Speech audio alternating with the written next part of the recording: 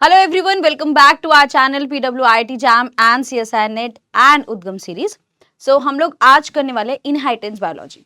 Inheritance biology में आज का जो मेजर टॉपिक होगा वो मेंडेलियन इनहेरिटेंस होगा। कुछ थोड़ी बहुत चीजें हैं जो मेंडेलियन से रिलेटेड आपको रिवाइज करानी है, पहले उनका एक रिवीजन होगा और मेजर फोकस जो होगा वो होगा आज PYQs पर। हम PYQs जब सॉल्व करेंगे तो आपको कुछ बेसिक कॉन्सेप्ट्स हैं जो आपको याद होने चाहिए मेंडेलियन इनहेरिटेंस। देखो, मेंडेलियन इनहेरिटेंस की अगर हम बात करें तो सेक्शन बी में डायरेक्ट क्वेश्चन आ जाता है। सेक्शन सी में जो क्वेश्चन आता है उस क्वेश्चन में मेंडेलियन इनहेरिटेंस के बेसिक का यूज किया जाता है। डायरेक्ट मेंडेलियन पे क्वेश्चन आए या ना आए, लेकिन मेंडेलियन इनहेरिटेंस से रिलेटेड कॉन्सेप्ट जरूर आता है। उस तरीके से किस तरीके के क्वेश्चन आएंगे वो धीरे धीरे जैसे जैसे आप सॉल्व करोगे आपको आइडिया होता जाएगा। लास्ट लेक्चर में अगर आपने देखा होगा तो हमने CSI नेट से रिलेटेड कुछ PYQs की प्रैक्टिस करी थी। आज भी मेजर फोकस जो है PYQs पर ही रखेंगे क्योंकि टाइम बहुत पास आ चुका है। सबके लिए सजेशन यही है कि मेजर फोकस जो है वो अपने PYQs पर रखो और रिकॉलिंग और रीकैप पर करो, रिवीजन पर मेजर फोकस रखो।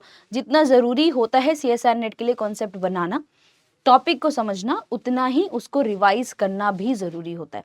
तो एक अच्छा खासा प्लानर सबके पास होना चाहिए कि डेली बेसिस पे जो बची हुई यूनिट्स है उन पे कितना टाइम इन्वेस्ट करना है और एक सर्टेन टाइम डेली बेसिस पे रिवीजन पर भी इन्वेस्ट करो। और PYQs तो हम सबको ही पता है, PYQs से जो कॉन्सेप्ट क्लैरिटी आती है वो बहुत इनकम्परेबल है, आप बहुत अच्छे से समझ पाओगे। 3 पार्ट्स में अपने दिन को डिवाइड कर लो। एक पार्ट जो है आप अपनी बची हुई यूनिट्स या लेक्चर्स देखने में इन्वेस्ट करो, सेकेंड पार्ट जो है वो रिवीजन और रिकॉलिंग पर करो और थर्ड पार्ट जो है वो PYQ प्रैक्टिस पे करो। एंड इसमें से भी मोस्ट इंपॉर्टेंट जो है वो रिवीजन और रिकॉलिंग हो चुके हैं। 1 महीना बचा है, सब अच्छे से अपनी जितनी एनर्जी है उसको रिकलेक्ट करो, मोटिवेटेड हो जाओ और खुद को मोटिवेट करो and get well started. Let's start with the lecture with this. Last lecture में हमने देखे थे कुछ CSI नेट के PYQs। आज हम देखने वाले मेजर फोकस मेंडेलियन प्रिंसिपल्स पर, मेंडल्स लॉ ऑफ इनहेरिटेंस पर और इंटरएलिलिक इंटरैक्शंस पर। सबसे पहले मेंडेलियन इनहेरिटेंस की बात करें। हमारे फर्स्ट साइंटिस्ट जिन्होंने जेनेटिक्स को स्टडी किया था या इनहेरिटेंस को स्टडी करना शुरू किया था वो थे जॉर्ज मेंडल।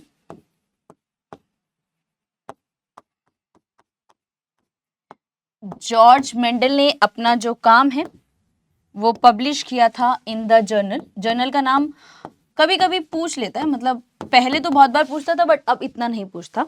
जर्नल का नाम है principles of Brunn society of plant experiments.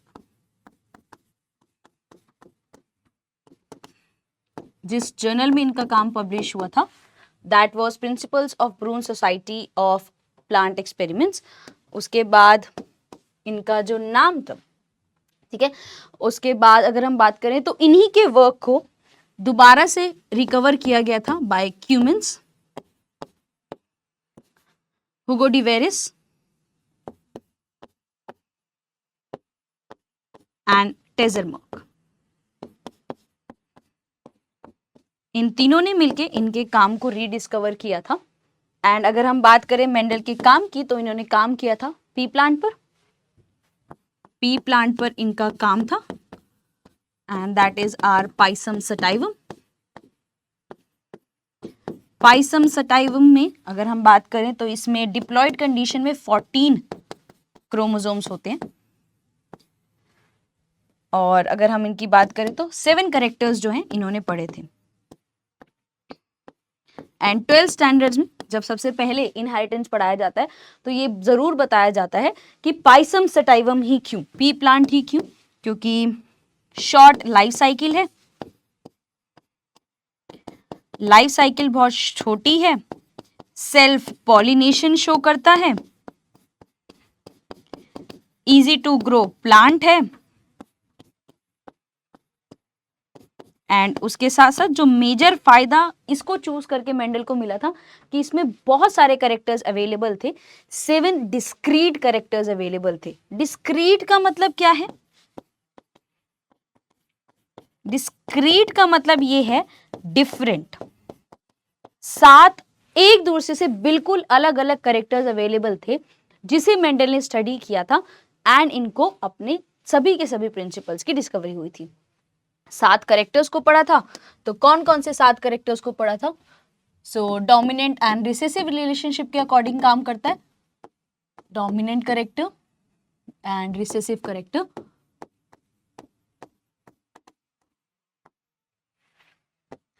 सबसे पहले है प्लांट हाइट।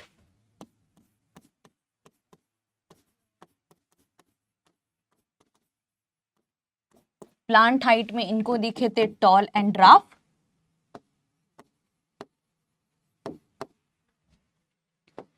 उसके बाद प्लांट हाइट के बाद इन्होंने पढ़ा था फ्लावर कलर। फ्लावर कलर में था violet and white.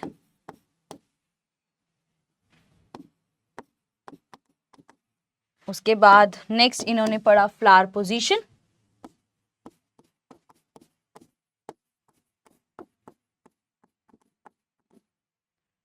Axial and terminal.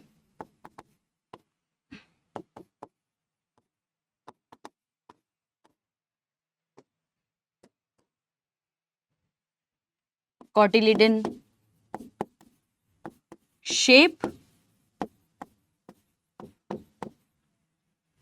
inflated and constricted,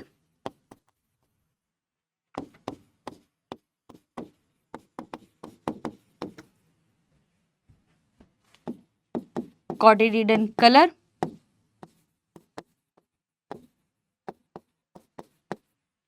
yellow and green,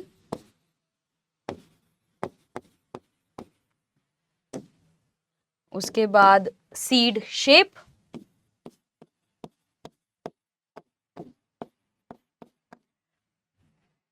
rounded and wrinkle,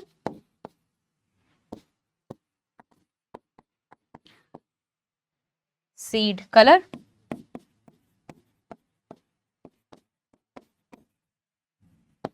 yellow and green. So ये डिफरेंट करेक्टरिस्टिक्स हैं जो मेंडल ने पढ़ी थी। ऑब्वियसली इस पे क्वेश्चन नहीं आता है, लेकिन पता होनी जरूरी है। इन्होंने पढ़ा और इन्होंने क्या किया, इन्होंने क्रॉसेस कराए। ठीक है, जब इन्होंने क्रॉसेस कराए तो सबसे पहले इन्होंने कराया मोनोहाइब्रिड क्रॉस।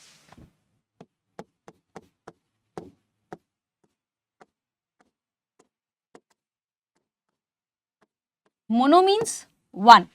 तो इन्होंने जब एक टाइम पे एक कैरेक्टर को स्टडी किया तो उस क्रॉस को इन्होंने नाम दिया monohybrid cross. Monohybrid cross study of one character at a time. Study of one character at a time. जब एक कैरेक्टर को एक टाइम पे पढ़ा जाता है, that is known as monohybrid cross. So monohybrid cross के लिए इन्होंने क्या कैरेक्टरिस्टिक ली? इन्होंने लिया प्लांट हाइट। इन्होंने कैरेक्टर क्या लिया? प्लांट हाइट ली।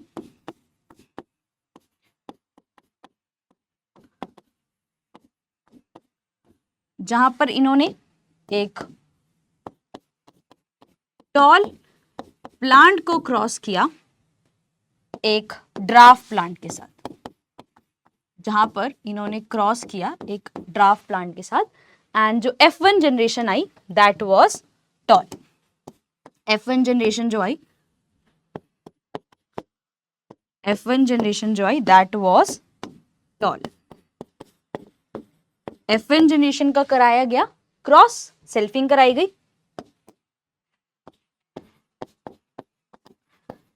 F1 जनरेशन की जब सेल्फिंग कराई, सो इन्होंने फिनोटिपिक और जीनोटिपिक रेशियोज देखे।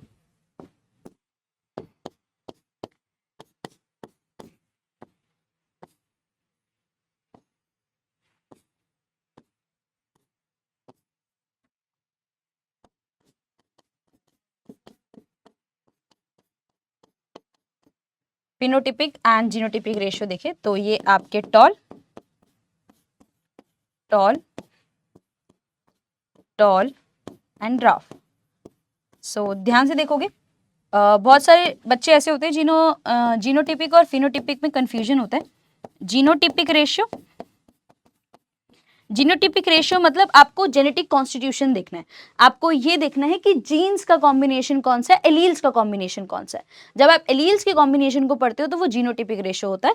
जब आप उस जीन्स के, उस एलील की कॉम्बिनेशन से क्या रिजल्ट आ रहा है, क्या फिनोटाइप आ रहा है, क्या फिजिकल अपीयरेंस आ रहा है, क्या मॉर्फोलॉजी आ रही है, उसको पढ़ते हो तो वो आपका फिनोटिपिक रेशियो होता है।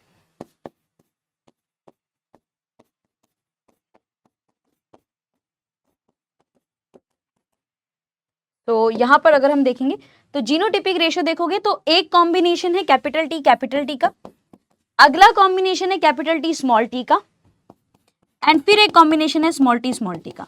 तो रेशियो इज 1:2:1। तो ये अगर आपको ये चीज क्लियर होगी तो कोई भी क्वेश्चन आए वहां पे कंफ्यूज नहीं होगे कि जीनोटिपिक क्या है और फिनोटिपिक क्या है।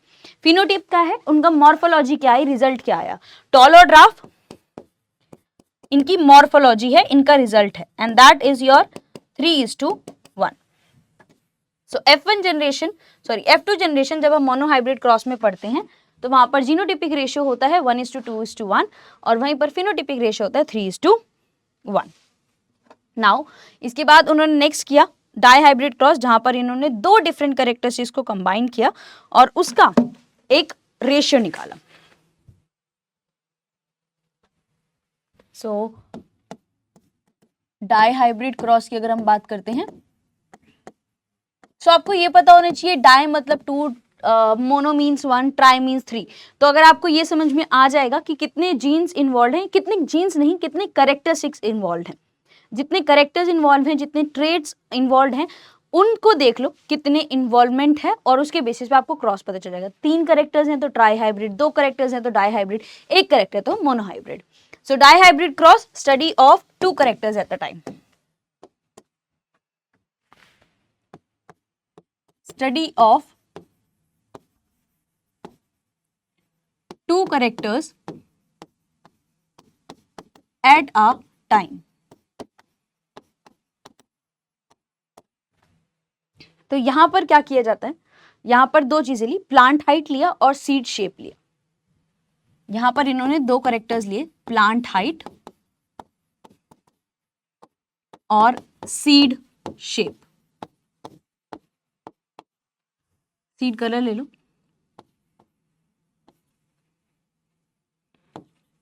प्लांट हाइट और seed shape.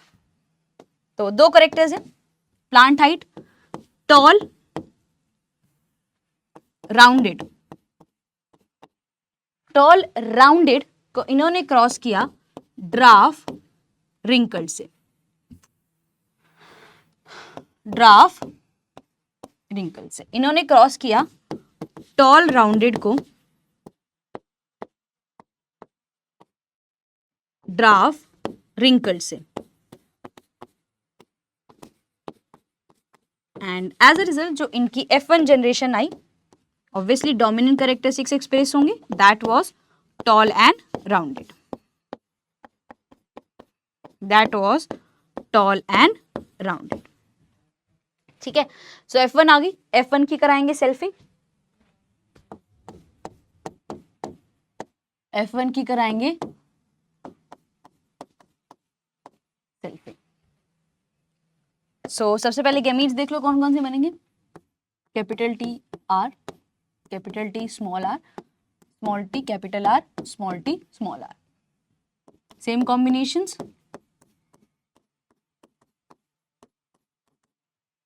So let's make the cross now. अगर आप लोगों को लगता है, I am suggesting it by my self, अगर आप लोगों को लगता है कि आपका ये वाला कॉन्सेप्ट क्लियर है, आपको इनको देखने की जरूरत नहीं है, तो मैं सजेशन ये करूंगी कि वीडियो को थोड़ा सा आगे बढ़ाओ और PYQ से स्टार्ट करो। यहाँ पर अगर टाइम लगता है कि मुझे आता है ये चीजें तो मत लगाओ यहाँ पर टाइम। ये उनके लिए है जिनको एक बार बेसिक्स ब्रश अप करने की जरूरत है।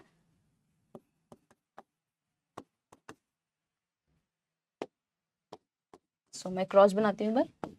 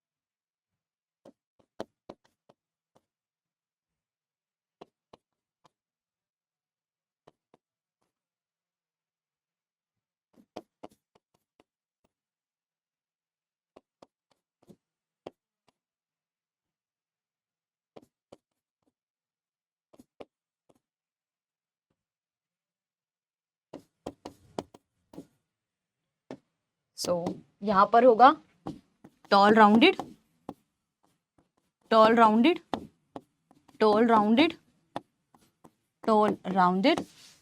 सिमिलरली यहाँ पर भी tall rounded, tall wrinkled, tall rounded, tall wrinkled, tall rounded, tall rounded, dwarf rounded, dwarf rounded, sorry, tall rounded,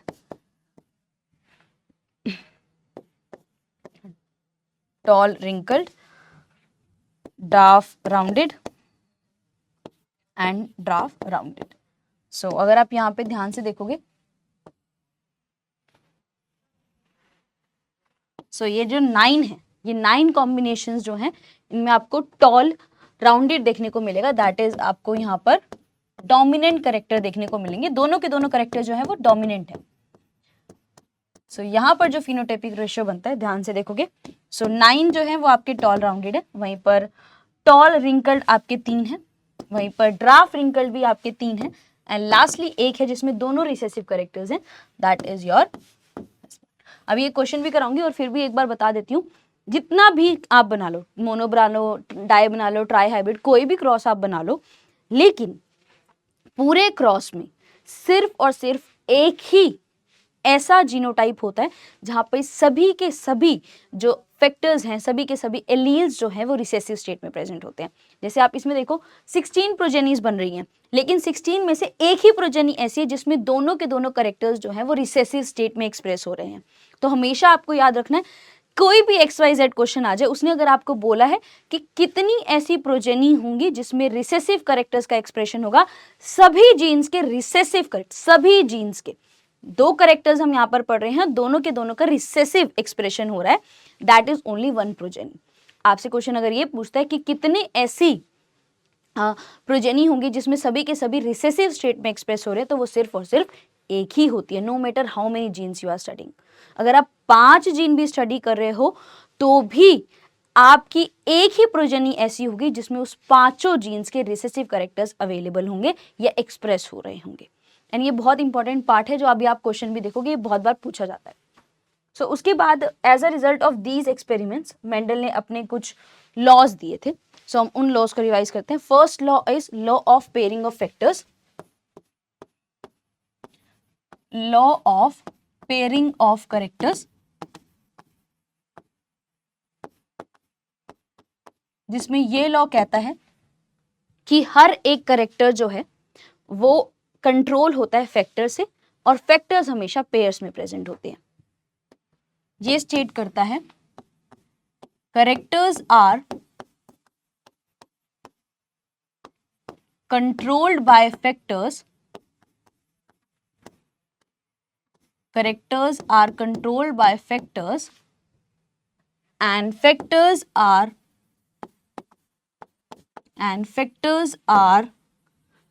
present in pairs। and अब हम इन्हीं फैक्टर्स को जीन्स के नाम से जानते हैं। These factors are known as genes. These factors are known as genes. उसके बाद है law of dominance, law of dominance. Law of dominance कहता है जब एक हेटेरोजाइगस कंडीशन है, हेटेरोजाइगस कंडीशन क्या होती है, जहां पर दोनों एलील्स अलग हैं, एक डोमिनेंट एलील है, एक रिसेसिव एलील है। अगर एक हेटेरोजाइगस कंडीशन है जहां पर दोनों के दोनों एलील्स जो है वो डिफरेंट है, तो उस कंडीशन में, हेटेरोजाइगस कंडीशन में जो एलील अपने आप को एक्सप्रेस करता है वो डोमिनेंट एलील कहलाता है, और जो एलील अपने आप को एक्सप्रेस नहीं कर पाता that is your recessive allele. In heterozygous conditions, in the heterozygous condition,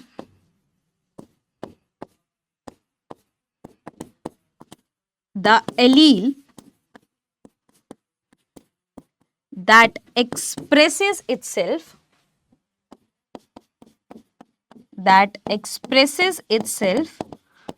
is known as dominant allele, and the one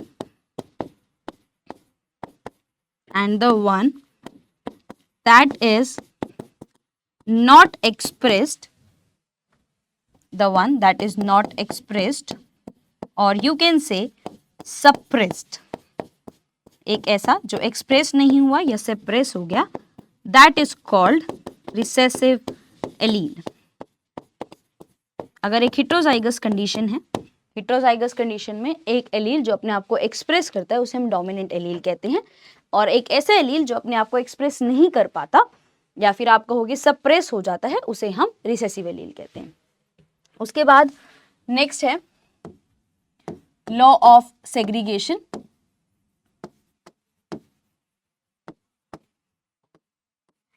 law of segregation कहता है कि जब गैमीट फॉर्मेशन होता है उस टाइम पर जो एलील्स हैं वो एक दूसरे से सेपरेट होते हैं, और जब फर्टिलाइजेशन होती है तो गैमीट्स वापस से एक साथ आ जाते हैं। लॉ ऑफ सेग्रीगेशन कहता है eight the time of gamete formation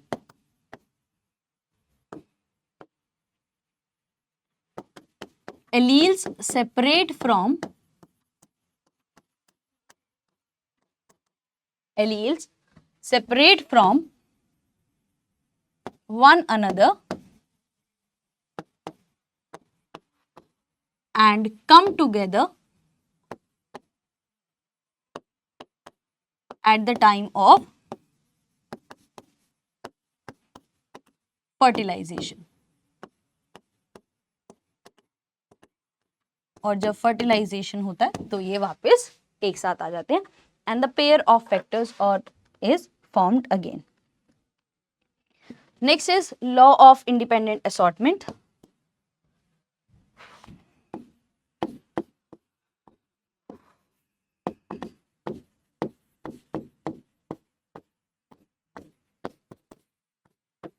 जहां पर लॉ ऑफ सेग्रीगेशन एलील्स पर एप्लीकेबल है, वहीं पर law of independent assortment genes पर अवेलेबल है, that is on the factors. At the time of gamete formations,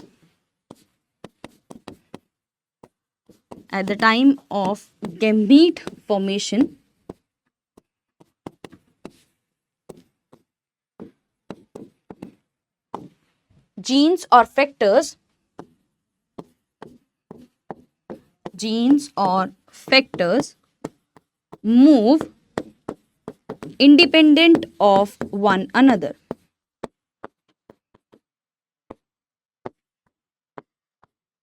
एक जीन का दूसरे जीन पर कोई इफेक्ट नहीं है, कोई प्रभाव नहीं है। एक जीन जो है वो दूसरे के इंडिपेंडेंटली मूव करता है, दूसरे पर कंट्रोल नहीं होता। लेकिन इसका एक्सेप्शन है, एंड क्या एक्सेप्शन है हमारे इंडिपेंडेंट असॉर्टमेंट का? That is linkage. एंड ये बहुत बार सेक्शन बी में पूछा जाता है, exception to law of independent assortment is your linkage.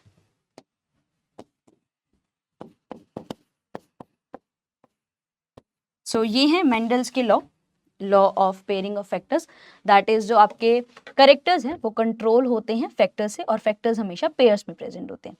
Law of dominance, जब एक हेटेरोजाइगस कंडीशन होती है, हेटेरोजाइगस कंडीशन मींस जो आपके एलील्स हैं वो हेटेरोजाइगस फॉर्म में प्रेजेंट होते हैं, तो एक एलील अपने आप को एक्सप्रेस करता है जिसे हम डोमिनेंट एलील कहते हैं, और एक एलील ऐसा होता है जो अपने आप को एक्सप्रेस नहीं कर पाता या हम कहें सप्रेस हो जाता है, उसे हम रिसेसिव एलील कहते हैं। उसके बाद नेक्स्ट जो था law of segregation, that is जब गैमीट फॉर्मेशन होता है तो एलील्स एक दूसरे से सेपरेट होते हैं, और जब फर्टिलाइजेशन होता है वो एक साथ आ जाते हैं। वहीं पर लॉ ऑफ इंडिपेंडेंट असॉर्टमेंट जो है वो जीन्स पर काम करता है और कहता है जब गैमीट फॉर्मेशन होता है तो जीन्स और फैक्टर्स जो है वो एक दूसरे के इंडिपेंडेंटली मूव करते हैं, एक दूसरे के इफेक्ट से मूव नहीं करते, एंड इसका एक्सेप्शन जो होता है वो आपका लिंकेज होता है। सो इसी के साथ यहाँ तक अगर पढ़ा है तो इंटर एलिलिक इंटरैक्शंस भी देख लेते हैं कि दो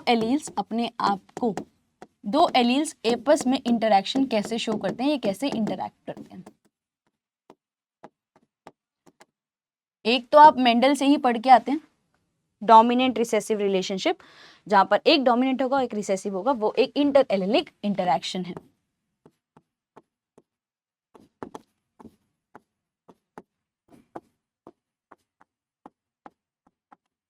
जो मेंडल ने पढ़ाए थे वो सभी के सभी डोमिनेंट एंड रिसेसिव रिलेशनशिप को फॉलो कर रहे थे। और उसके अलावा हमारे पास है इनकम्प्लीट डोमिनेंस,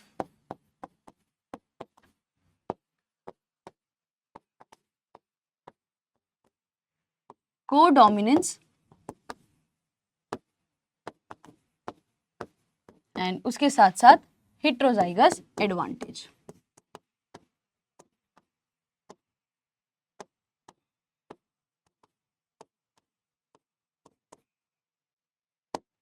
मेंडल के थ्रू हमने डोमिनेंट रिसेसिव रिलेशनशिप पढ़ा था। उसके अलावा जो टाइप्स हैं या फिर आपको exceptions to Mendel inter allelic interactions वो है इनकम्प्लीट डोमिनेंस, कोडोमिनेंस और हेटेरोजाइगस एडवांटेज। स्टार्ट करते हैं इनकम्प्लीट डोमिनेंस से।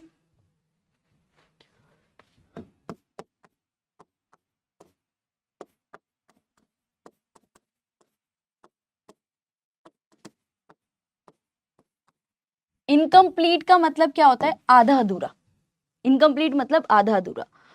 तो एक ऐसा इंटरैक्शन, ऐसा इंटर एलिलिक इंटरैक्शन जिसमें दोनों के दोनों एलील जो है अपने आप को आधा अधूरा एक्सप्रेस करते हैं, जिसकी वजह से जो रिजल्ट है वो दोनों के ब्लेंड होके एक तीसरा फिनोटाइप ले आता है, that is known as incomplete dominance. That is both the alleles express themselves incompletely. As a result, the phenotype is mixture of both. हम सबको एक से एग्जाम्पल पता है, फ्लावर कलर इन स्नैपड्रैगन।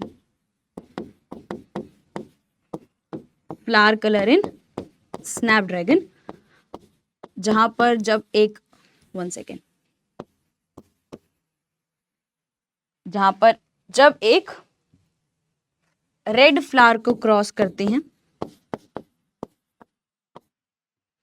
व्हाइट फ्लावर के साथ,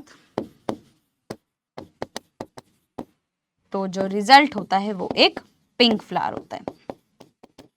तो आप देख पाओगे डोमिनेंट और रिसेसिव दोनों के दोनों एलील्स यहाँ पर प्रेजेंट है, लेकिन फिर भी जो इनका रिजल्ट आया है वो इन दोनों के बीच का है। हमने नॉर्मली भी अपने एक्टिविटीज में देखा है कि जब हम रेड और व्हाइट कलर को मिक्स करते हैं तो पिंक कलर बनता है। तो हमने यहाँ पर क्या देखा कि इन दोनों का मिक्सचर बना और इन दोनों के बीच का एक फिनोटाइप आ गया, एक तीसरा फिनोटाइप आ गया, that is known as incomplete dominance. उसके बाद next we have codominance.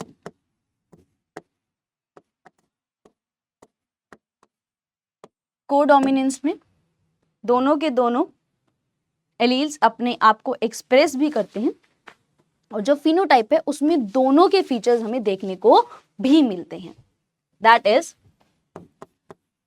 Both the alleles express themselves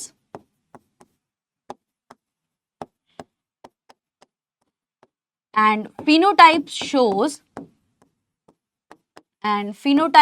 shows features of both.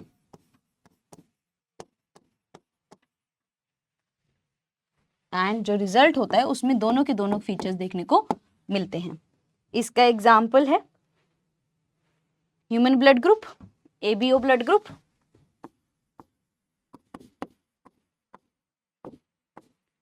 Human blood group, that is ABO blood group, जहां पर हम देखते हैं हमें जब अगर आप देखोगे अगर एक पेरेंट जो है A ब्लड ग्रुप के हैं और दूसरे पेरेंट जो है वो B ब्लड ग्रुप के हैं, तो जो इनकी प्रोजेनी होगी वो AB होगी। इनकी जो प्रोजेनी होगी वो AB होगी, जिसमें हम हमेशा ये समझते हैं कि जो एलील A है और एलील B है, एलील A और एलील बी जो है वो कोडोमिनेंट है, एंड एलील ए और एलील बी कोडोमिनेंट है, वहीं पर ये डोमिनेंट होते हैं ओ से। जहां पर कोडोमिनेंट के केस में हम ह्यूमन ब्लड ग्रुप में ये पढ़ते हैं कि जो एलील ए है और जो एलील बी है वो एक दूसरे के साथ कोडोमिनेंट रहते हैं, वहीं पर डोमिनेंट रहते हैं ओवर एलील ओ। सो ये हो गया कोडोमिनेंट का केस। उसके बाद नेक्स्ट पढ़ते हैं, नेक्स्ट है हमारा heterozygous advantage.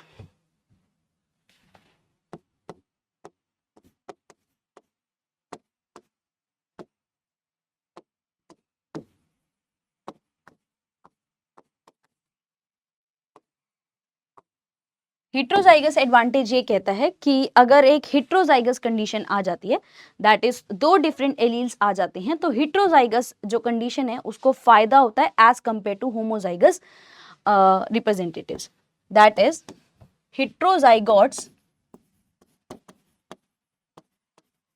heterozygotes have an advantage over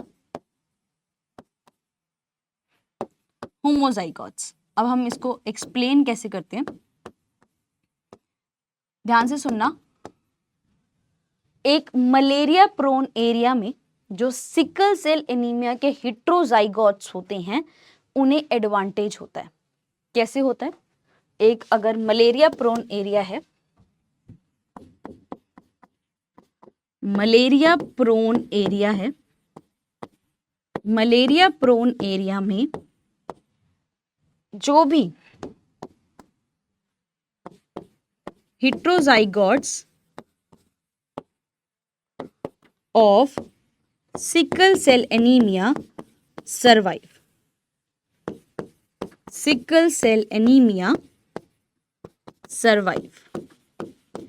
देखो खुद सोच के देखो, दो एलील्स हैं तो क्या कॉम्बिनेशन बनेंगे? या तो पहली कंडीशन होगी दोनों के दोनों डोमिनेंट एलील हो, सेकंड कंडीशन होगी एक डोमिनेंट एलील हो और एक रिसेसिव एलील हो, तीसरी कंडीशन होगी दोनों के दोनों रिसेसिव एलील हो। तीन कॉम्बिनेशन ही बन सकते हैं। सो इस वाले एरिया में पहला कॉम्बिनेशन है जहां पर दोनों के दोनों एलील नॉर्मल वाले हैं, दोनों के दोनों नॉर्मल वाले एलील्स हैं। इनके साथ क्या होता है? इनकी डेथ होती है मलेरिया से, इनकी डेथ होती है मलेरिया से। वहीं पर जो हमारे हेटेरोजाइगोट्स हैं ये सरवाइव कर जाते हैं, एंड जो recessive condition that is sickle cell anaemia से इफेक्टेड होते हैं, सिकल सेल एनीमिया के होमोजाइगस है, ये लास्ट वाले सिकल सेल एनीमिया के होमोजाइगस है, इनकी डेथ हो जाती है सिकल सेल एनीमिया से। तो यहाँ पर एडवांटेज किसका हुआ? हेटेरोजाइगोट को एडवांटेज हुआ, and this is known as heterozygous advantage. And ये क्वेश्चन पूछा जाता है जहां पर हेटेरोजाइगोट्स को एक एडवांटेज मिलता है अबव द होमोजाइगोट्स, उसे क्या कहते हैं? तो उस कंडीशन को हम हेटेरोजाइगस एडवांटेज कहते हैं।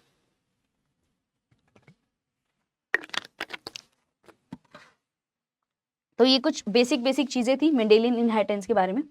सो अब क्वेश्चंस की तरफ बढ़ते हैं।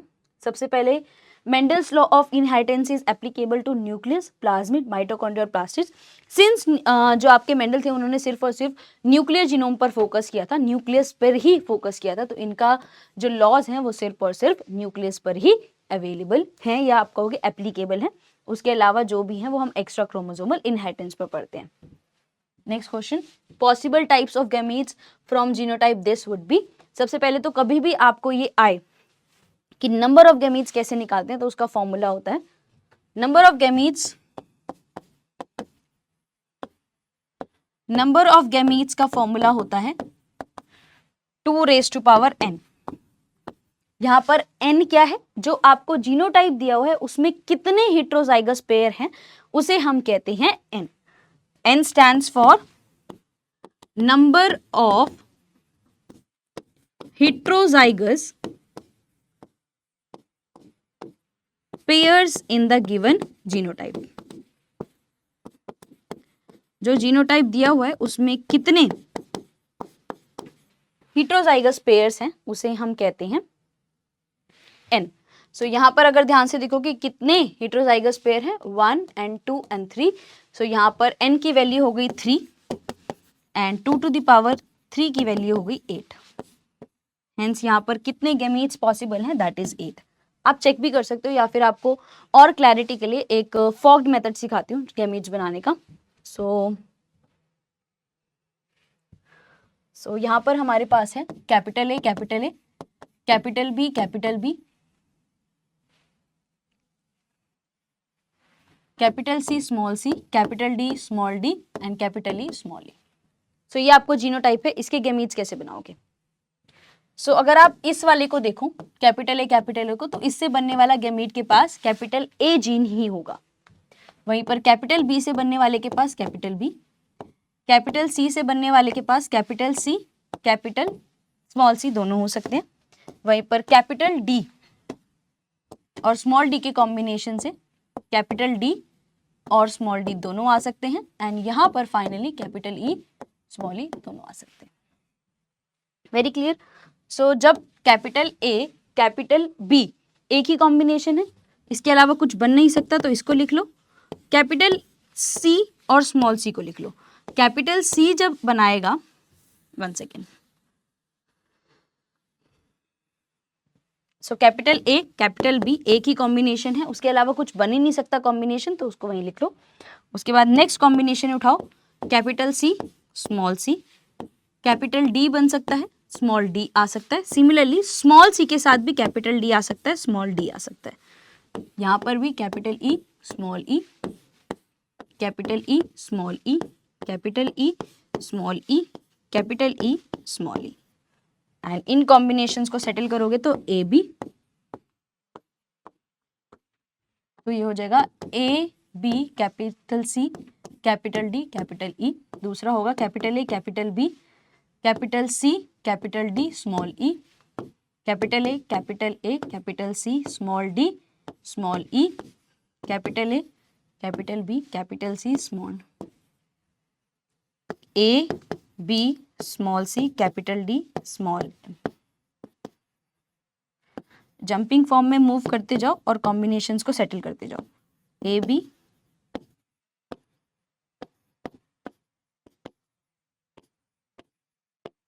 गिन लो, 1 2 3 4, 1 2 3 4, 8 गैमीट्स बन गए। And hence our answer is proved कि इस फॉर्मूला से कितने गैमीट्स पॉसिबल हैं। So gametes possible are your 8 gametes.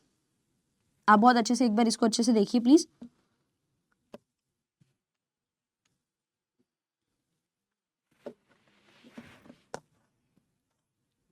अगर आपको कोई बहुत लॉन्ग मेथड से क्वेश्चन आएगा तो उसमें ये आपको बहुत हेल्प करेगा। आपको क्या करना है, आपको सिर्फ ये देखना है कि कैपिटल ए जो है उससे जितने भी गैमीट्स बनेंगे सब में कैपिटल ए जीन होगा, क्योंकि उसके अलावा कोई और ऑप्शन ही नहीं है।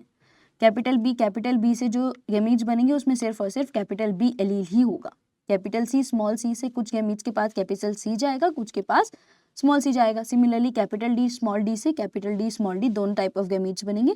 सिमिलरली कैपिटल ई से भी कैपिटल ई, स्मॉल ई दोनों टाइप ऑफ गैमीट्स बनेंगे। एंड आपने, हमारे पास ए और बी के लिए कोई कॉम्बिनेशन या हम कहेंगे कोई भी ऑल्टरनेटिव नहीं था, तो हमने इसको करा कैपिटल ए, स्मॉल बी। उसके बाद हम इसको और एम्पलीफाई करते जाएंगे, कैपिटल सी, स्मॉल सी लिखो। उसके बाद कैपिटल सी भी कैपिटल डी, स्मॉल डी के साथ आ सकता है, कैपिटल ई, स्मॉल ई के साथ, इसको करते जाओ and this way it works.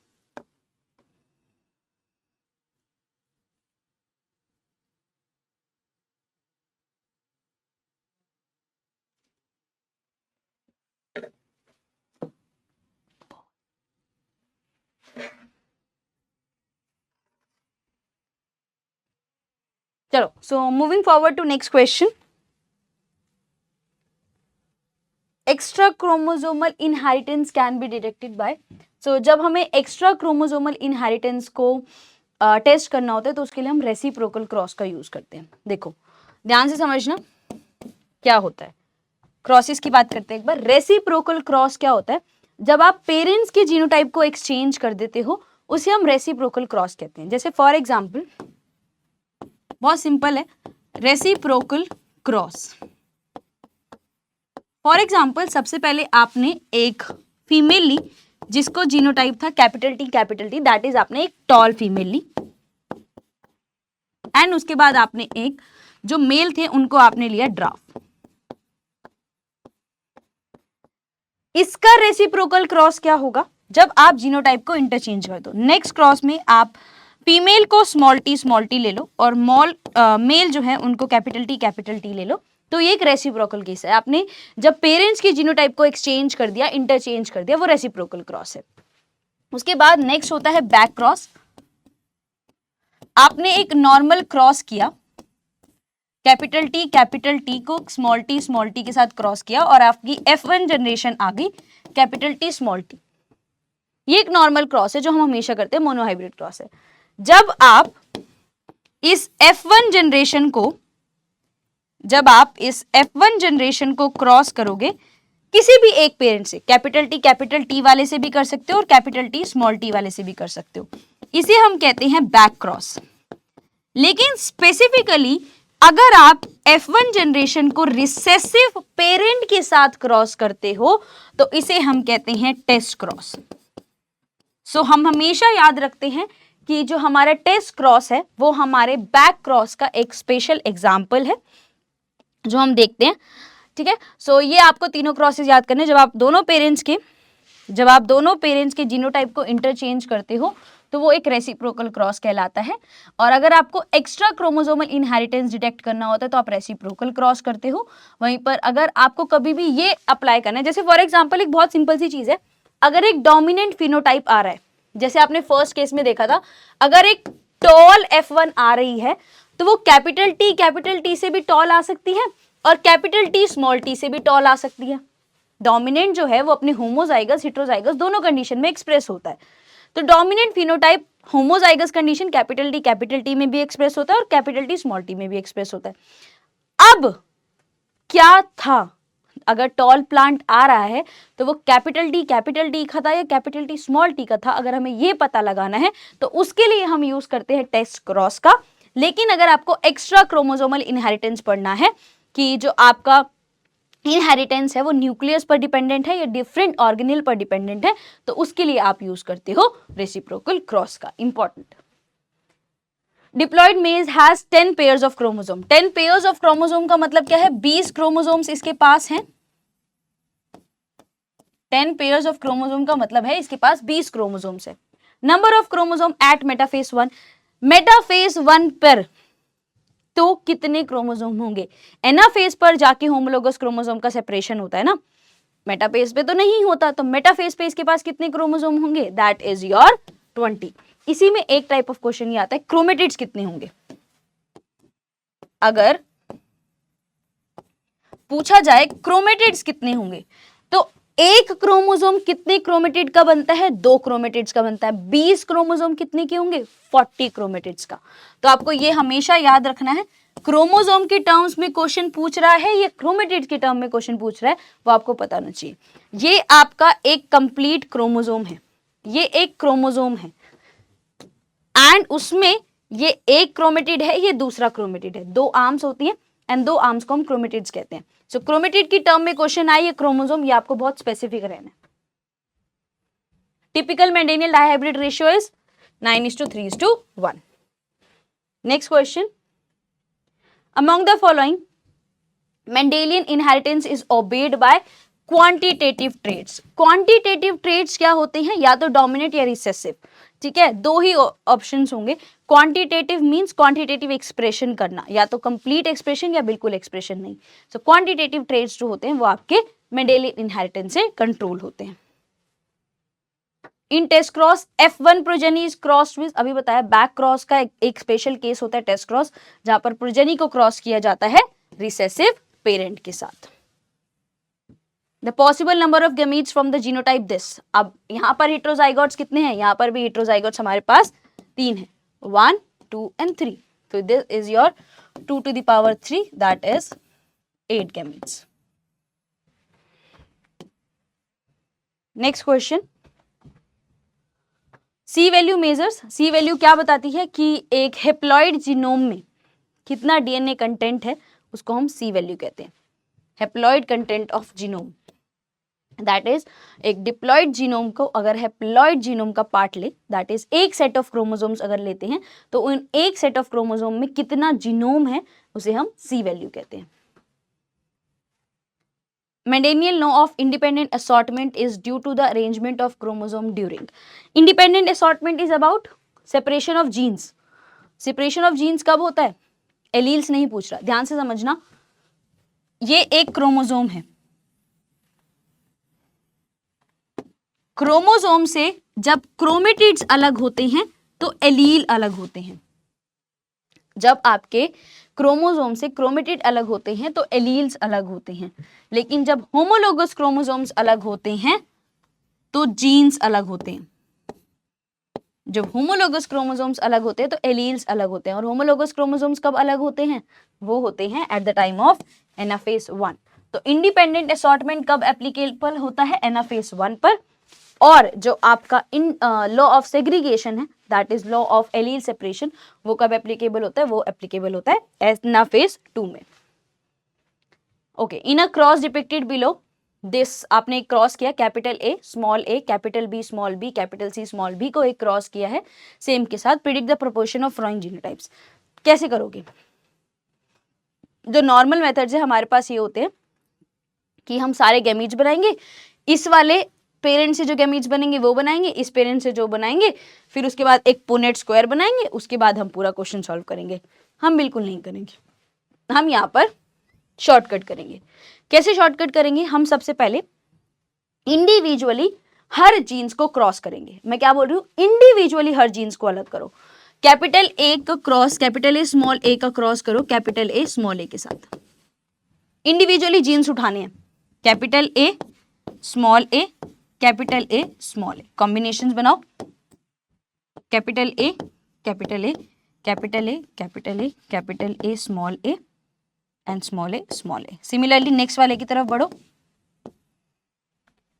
Capital B small B into capital B small B, capital B small B capital B small B, capital B capital B capital B small B, capital B small B capital small B. Third वाले पे आओ. Capital C small C into capital C small C. मैंने क्या किया? मैंने एक try hybrid cross को अपने अकॉर्डिंग एक मोनो हाइब्रिड क्रॉस में कन्वर्ट कर दिया.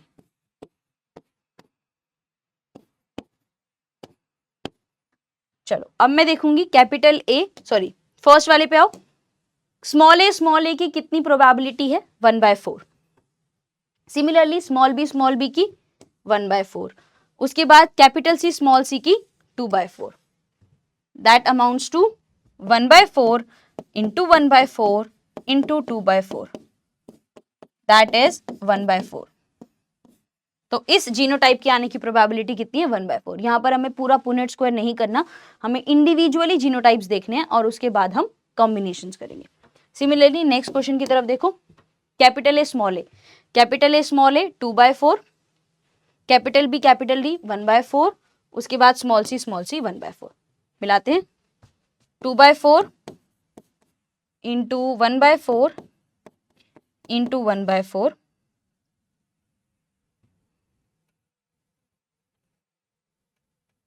ओके, सो एक सेकेंड, इसमें ये कैलकुलेशन मिस्टेक हुई है. 1 सेकेंड.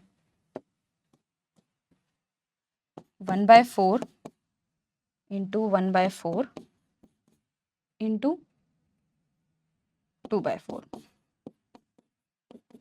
That is 1/32. ठीक है. सो सिमिलरली यहां पर भी 1/32. लास्ट की तरफ बढ़ते हैं.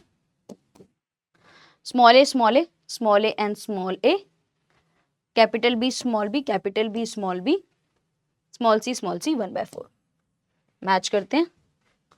1/4 into 2/4 into 1/4. That is 1/32. So तीनों की तीनों केसेस में जो प्रोबेबिलिटी है वो है 1/32. आप एक बार बहुत अच्छे से इसको ध्यान से देखना. क्या किया गया? हमने सिर्फ पेरेंटल जीनोटाइप्स को देखा. पेरेंटल जीनोटाइप से जीन कॉम्बिनेशंस बनाए. मैंने सभी के सभी जीन्स को एक साथ नहीं लिया है, मैंने सभी जीन्स को इंडिविजुअली लिया है और उनके इंडिविजुअल क्रॉसेस बनाए हैं. उसके बाद जो मुझे जीनोटाइप्स दिए गए थे, मैंने उन वाले क्रॉस से उन पर्टिकुलर जीनोटाइप्स की प्रोबेबिलिटी देखी एंड उनको मल्टीप्लाई करती गई तीनों की. एंड हेंस जो आंसर आया वो आपका आंसर होगा। ये क्वेश्चन, ऐसे टाइप ऑफ क्वेश्चन बहुत बार पूछे जाते हैं। सो यहाँ पर एक ही बार में क्लियर हो जाए तो मैंने एग्जाम्पल्स ज़्यादा लिए हैं। आपको जो क्वेश्चन आएगा वो एक ही का आएगा और सेक्शन बी का क्वेश्चन बनाता है बेसिकली ये वाला पार्ट। और भी है आपकी हेल्प के लिए। Following cases depicted below, 2 parents हैं और उनका आपको प्रोपोर्शन बनाना है। तो इसको देखते हैं। आप 2 मिनट के लिए क्वेश्चन को पॉज कर सकते हैं, आपको अच्छे से दिख जाएगा क्वेश्चन। पॉज कर सकते हैं आप इसको और अपने अकॉर्डिंग इसको सॉल्व कर लें।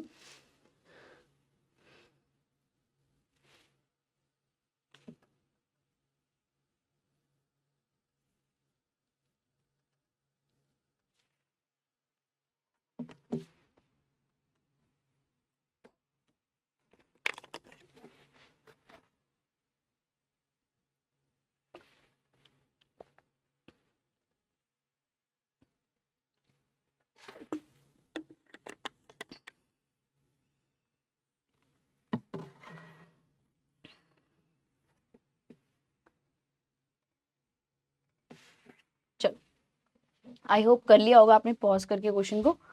तो सबसे पहले कैपिटल ए स्मॉल ए का क्रॉस कराना है स्मॉल ए के साथ। Capital A small A capital A, sorry small A capital A small A capital A small A small A small A small A and small A. Next की तरफ बढ़ते हैं। We have capital B small B, sorry small B capital B and small B.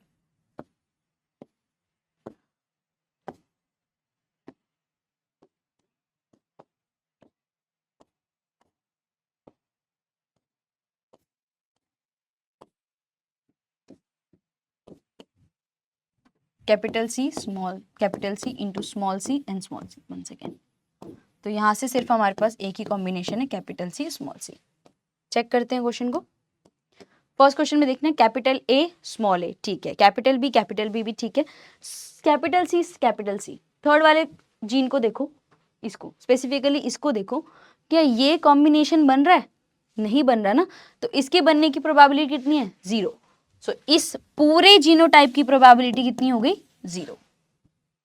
Similarly second question में देखो, capital B बन रहा है? नहीं बन रहा। अगर कैपिटल बी नहीं बन रहा तो ये प्रोबेबिलिटी भी 0। फाइनली थर्ड वाले केस में कैपिटल ए भी नहीं बन रहा, दिस प्रोबेबिलिटी इज ऑल्सो 0। इस केसेस में तीनों की तीनों जीनोटाइप के होने की जो प्रोबेबिलिटी है वो 0 है। ध्यान से देख लो एक बार क्वेश्चन, मैच कर लो सारे।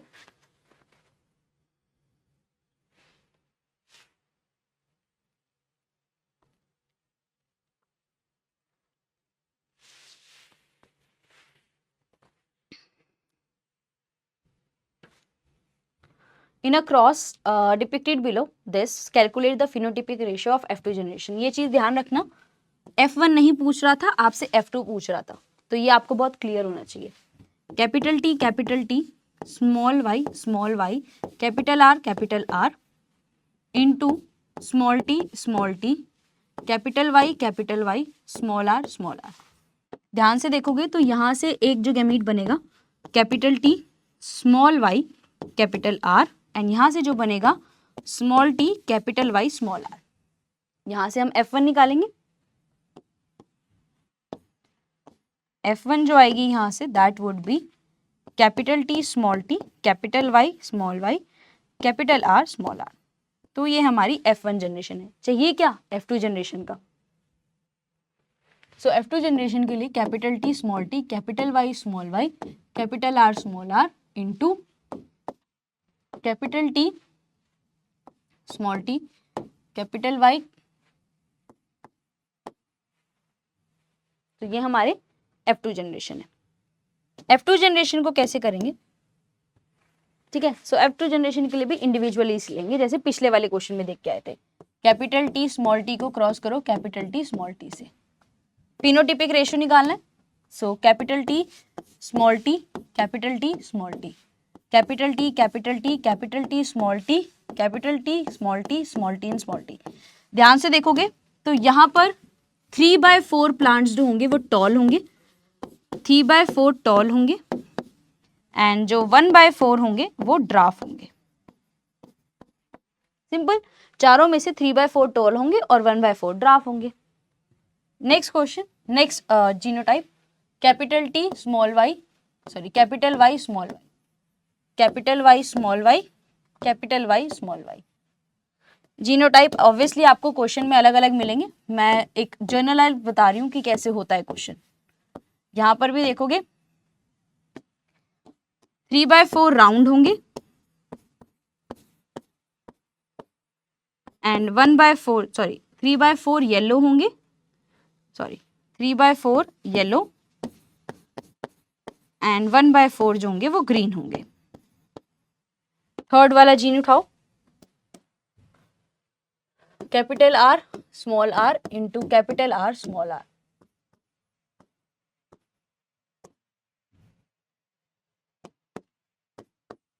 Capital capital capital small capital small capital sorry small 3/4 rounded and 1/4 tall. अब आपको क्या करना है मैम, आपने तो sorry rounded and wrinkled, sorry rounded and wrinkled, ma'am आपने तो सारे अलग अलग कर दिए। अब फिनोटिपिक कैसे बनाएं, अब फिनोटिपिक कैसे बनाएं? अब हम फिनोटिपिक जैसे मैंने आपको फॉग्ड मेथड से गैमीट्स वाला पार्ट बताया वो अब आपको यहाँ पर अप्लाई करना है। सबसे पहले आप फर्स्ट वाले जीन को उठाओगे, टॉल और ड्राफ वाले को। तो एक साइड में लिख रही हूँ 3/4 टॉल एंड एक है आपका 1/4 ड्राफ। ठीक है, अब ध्यान से देखना दूसरा क्या है, 3/4 येलो 1/4 ग्रीन। मैं टॉल के साथ भी 3/4 येलो लिखूंगी एंड 1/4 ग्रीन लिखूंगी। ध्यान से देखना टॉल के साथ लिख दिया है, और यहां पर भी ड्राफ के साथ भी 3/4 yellow and 1/4 green. Third combination कौन सा है, थर्ड कॉम्बिनेशन में 3/4 राउंड 1/4 रिंकल्ड। दोबारा से आओ, येलो के साथ और एक्सपैंड करूंगी 3/4 राउंडेड 1/4 रिंकल्ड। यहां पर भी 3/4 राउंडेड 1/4 रिंकल्ड। नेक्स्ट जो ड्राफ्ट वाली साइड थी वहां पर भी सेम, चलो 3/4 rounded 1/4 wrinkled, 3/4 rounded and 1/4 wrinkled. अब आपने क्या करना है, अब आपने ध्यान से देखना है,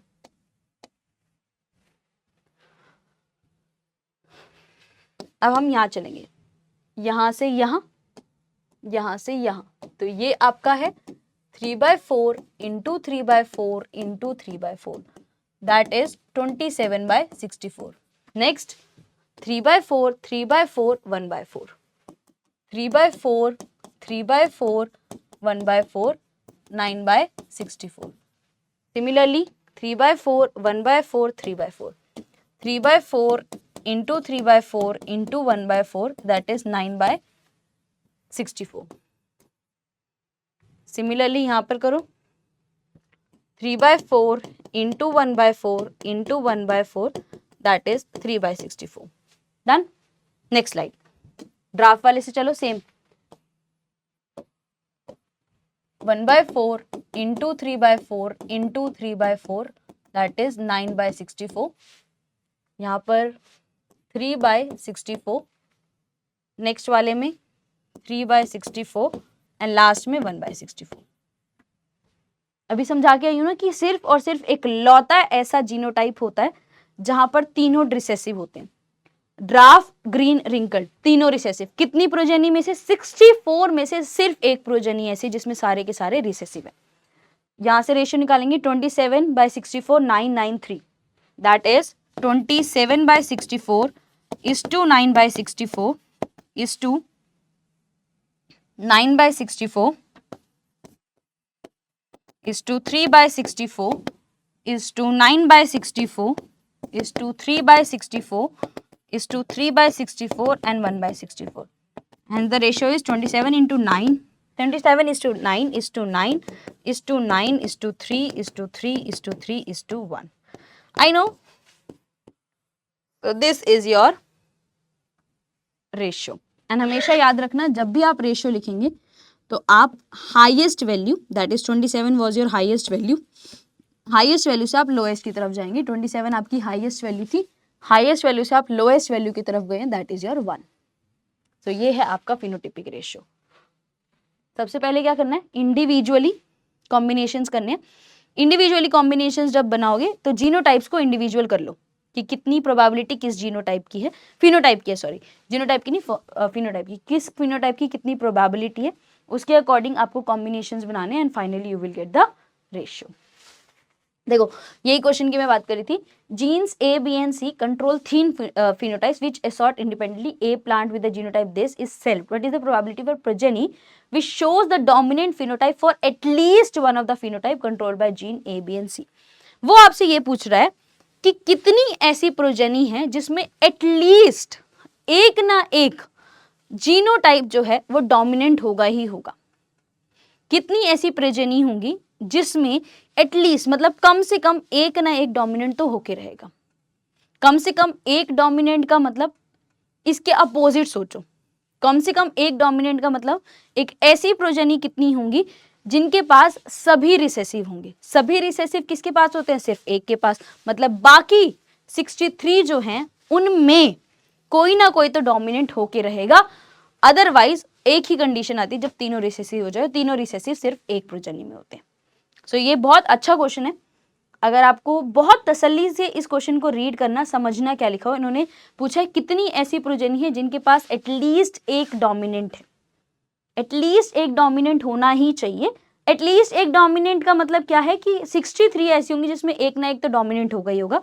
लास्ट में एक बच जाती है जिसके पास सारे के सारे रिसेसिव होते हैं.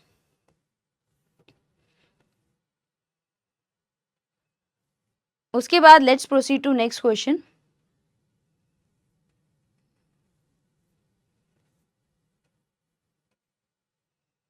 Okay, so this is also a nice question. Phenotypically normal fruit fly was crossed to another fly whose phenotype was not recorded. एक का पता था कि एक नॉर्मल फ्रूट फ्लाई है और उसको क्रॉस किया एक दूसरी फ्रूट फ्लाई के साथ जिसका जीनोटाइप पता ही नहीं है. रिजल्ट में क्या आया, 3/8 जो थी वो वाइल्ड थी, 3/8 इबोनी थी, 1/8 वेस्टिजियल थी एंड 1/8 इबोनी और वेस्टिजियल दोनों थी. इबोनी बॉडी कलर और वेस्टिजियल जो है वो रिसेसिव कैरेक्टर्स है और उनके जीन्स ऑटोसोम्स पर प्रेजेंट है. Based on this information genotype बताओ. देखो क्वेश्चन आपको ये कह रहा है कि इबोनी और वेस्टिजियल दोनों रिसेसिव हैं. इसमें सिंपली आपको ये समझना था इबोनी और वेस्टिजियल अगर दोनों के दोनों रिसेसिव हैं, और रिसेसिव तो हमारा हमेशा होमोजाइगस कंडीशन में एक्सप्रेस होता है. रिसेसिव हमेशा होमोजाइगस कंडीशन में एक्सप्रेस होता है. तो यहाँ पर जो डोमिनेंट है उसको हम E पॉजिटिव और V पॉजिटिव से रिप्रेजेंट कर रहे हैं और जो रिसेसिव है उसको हम E और V से कर रहे हैं. कैपिटल से भी करते हैं, स्मॉल से भी करते हैं, पॉजिटिव और नेगेटिव से भी करते हैं. पॉजिटिव लिख देते हैं, नेगेटिव छोड़ देते हैं, सिंपल लिख देते हैं. सो इबोनी और वेस्टिजियल अगर दोनों रिसेसिव हैं तो उनका एक्सप्रेशन सिर्फ और सिर्फ होमोजाइगस कंडीशन में ही होगा. होमोजाइगस कंडीशन में होगा, ठीक है जी, होमोजाइगस कंडीशन में होगा. और एक एलील फादर से आता है, एक एलील मदर से आता है.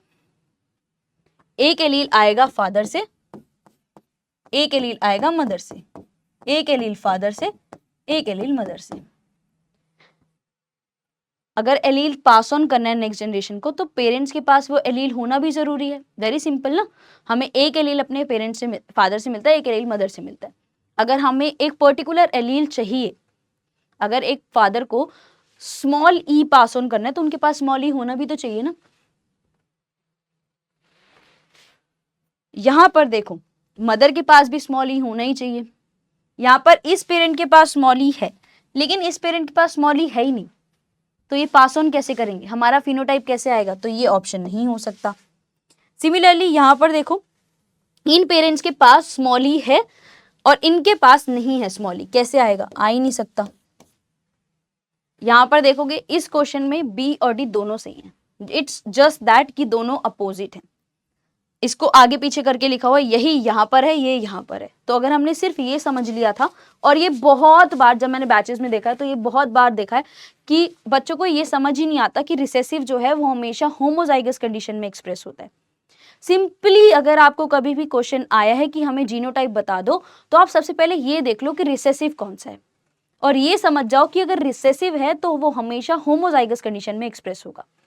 होमोजाइगस कंडीशन में अगर उसको एक्सप्रेस होना है तो दोनों पेरेंट्स के पास वो एलील होना जरूरी है। फर्स्ट वाले केस में सेकंड पेरेंट के पास एलील है ही नहीं, तो ये स्मॉल ई दे ही नहीं सकता। अगर ये स्मॉल ई पास ऑन नहीं करेगा तो हमारा इबोनी कैसे आएगा, नहीं आ सकता। सिमिलरली यहाँ पर भी नहीं है सेकंड पेरेंट के पास, तो ये ऑप्शन भी गलत। एंड ये दोनों तो हैं ही एक दूसरे के रिवर्स, तो अगर बी सही है तो डी भी सही है। Hence the correct answer is B and D. Check भी करा देती हूँ एक बार, बी और डी को एक बार चेक करा देती हूँ, 1 सेकेंड। सो यहां से जो बनेगा दैट विल बी, यहां से जो जीन्स बनेंगे ई वीजी, ई वीजी, ई वीजी पॉजिटिव और ई वीजी, एंड यहां से जो बनेगा वो होगा E positive VG positive, and second one will be E VG. So I think इतना स्पेस है नहीं यहाँ पे, सो यहाँ पर थोड़ा सा बना देती हूँ। So E VG positive, E VG, E positive VG positive and E VG. So ये है E positive E positive E VG positive VG positive, E VG positive VG, यहाँ पर भी E positive E VG positive VG and E VG and VG. तो ध्यान से देख लो, ebony और वेस्टिजियल बन रहे हैं, हेंस हमारा आंसर सही है कि हमें एक जो है वाइल्ड टाइप दिखना चाहिए। वाइल्ड टाइप में देखो, वाइल्ड टाइप दोनों दिख रहे हैं। फर्स्ट वाला देखना, ई positive E VG positive VG positive, तो हमें वाइल्ड टाइप भी मिल गया। उसके बाद हमें एक वेस्टिजियल मिलना चाहिए, बिल्कुल। सेकंड वाला देखो, वहां पर स्मॉली है। स्मॉली होने का मतलब क्या है, वहां पर इबोनी बनेगा और उसके साथ साथ एक वाइल्ड टाइप बनेगा। थर्ड वाले में फिर से इबोनी और vestigial, and finally we have your ebony and vestigial, hence the correct answer is this. So termination, थोड़े क्वेश्चन को ढंग से पढ़ो, क्वेश्चन को ढंग से पढ़ोगे तो ऑटोमेटिकली चीजें क्लियर होती जाएंगी। एंड थोड़ा सा कॉन्सेप्ट को ज्यादा अप्लाई करो रेदर देन सॉल्विंग। हमें एक नॉर्मल क्राइटेरिया है हमारे पास इनहेरिटेंस का कि न्यूमेरिकल देखते हैं उसकी तरफ भाग जाओ, ठीक है, या तो करो ही मत, और करो तो बिल्कुल उसमें बिल्कुल लगा के 10 मिनट लगा दो, ये नहीं होता है। बहुत छोटी छोटी कॉन्सेप्ट्स होते हैं जिन्हें हम मिस आउट करते हैं, और इस क्वेश्चन में कुछ नहीं था। जिसको ये याद आ गया कि रिसेसिव करेक्टर है और रिसेसिव करेक्टर का एक्सप्रेशन जो होता है वो होमोजाइगस कंडीशन में होता है, उसके लिए क्वेश्चन कुछ नहीं था। उसको सारे के सारे जीनोटाइप या क्रॉस बनाने की जरूरत भी नहीं थी। सो इसलिए है कि आप जितनी ज्यादा प्रैक्टिस करोगे उतनी चीजें क्लियर होंगी। समर स्क्वैश में व्हाइट कलर फ्रूट है डोमिनेंट येलो कलर पर, डिस्क शेप फिनोटाइप डोमिनेंट है स्फीयर शेप फिनोटाइप पर। Determine the genotype of the parents if the cross between white sphere cross with white sphere gives 1/4 white। तो ये 3/4 है, गलती से लिखा आ गया यहाँ पर, ये 3/4 है और ये 1/4 है। तो इन्होंने क्या किया है, व्हाइट स्फीयर, ध्यान से देखना, इसमें भी यही सेम, व्हाइट क्या है, डोमिनेंट है, और येलो जो है वो रिसेसिव है। वहीं पर डिस्क जो है वो डोमिनेंट है और स्फीयर जो है रिसेसिव है। व्हाइट स्फीयर को पहले डोमिनेंट और रिसेसिव लिखते हैं, डोमिनेंट रिसेसिव।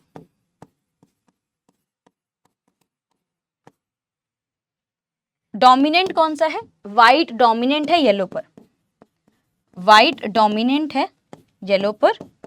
वहीं पर नेक्स्ट जो है वो डिस्क डोमिनेंट है, डिस्क डोमिनेंट है स्फीयर पर। व्हाइट अगर डोमिनेंट है तो वो कैपिटल से रिप्रेजेंट होगा, और येलो अगर रिसेसिव है तो वो स्मॉल w से रिप्रेजेंट हो जाएगा, डिस्क d से और स्फीयर स्मॉल से। क्रॉस किसका है, क्रॉस है व्हाइट, क्रॉस है व्हाइट स्फीयर का। दोनों के दोनों पेरेंट जो है वो व्हाइट स्फीयर हैं। फर्स्ट वाले ऑप्शन में देखो, दोनों पेरेंट व्हाइट स्फीयर होने चाहिए। फर्स्ट वाले ऑप्शन में ये व्हाइट हैं, लेकिन कैपिटल डी स्फीयर लाएगा, नहीं ला सकता, गलत। इसमें देखो व्हाइट है, कैपिटल डी डिस्क है, स्फीयर नहीं है, गलत। यहां पर व्हाइट है उसके साथ स्फीयर है, व्हाइट है स्फीयर है, चलो ठीक है, हो सकता है। व्हाइट है उसके साथ स्फीयर है, नहीं है। सो ये ऑप्शन भी incorrect. Correct answer is option number D. कुछ भी सॉल्व नहीं किया मैंने, सॉल्व ही नहीं किया, बिना सॉल्व किए ही मैंने मैच कर लिया। सो एक और तरीका है, मेक योर फ्लो चार्ट्स, अपनी टेबल्स बनाओ, डोमिनेंट कौन सा है, रिसेसिव कौन सा है उसको लिखो, उसके सामने लिख लो। अगर डोमिनेंट है तो वो कैपिटल लेटर से रिप्रेजेंट हो रहा है और रिसेसिव है तो वो स्मॉल लेटर से रिप्रेजेंट हो रहा है। इस तरीके से आपको क्लैरिटी आ जाएगी और आप बहुत आसानी से समझ पाओगे कि क्या जीनोटाइप है क्या फिनोटाइप है। सो आई होप आपको लेक्चर अच्छा लगा होगा, आपको समझ में आया होगा। इसी तरीके से हम नेक्स्ट लेक्चर जो होगा उद्गम का, इसी का जो सेकंड होगा, उसमें मैं कुछ और क्वेश्चंस प्रैक्टिस कराऊंगी, इनहेरिटेंस, सेल बायोलॉजी और सेल सिग्नलिंग के कंबाइन करके तीनों के। सो बेटर होगा कि आप लोग अपनी रिविजन्स कर लें एक बार, ताकि उन क्वेश्चंस को आप जब रिवाइज करें तो आपको अच्छी क्लैरिटी मिले। So all the very best for your preparations, work hard, be positive, be happy, make yourself proud, make your parents proud. Thank you so much.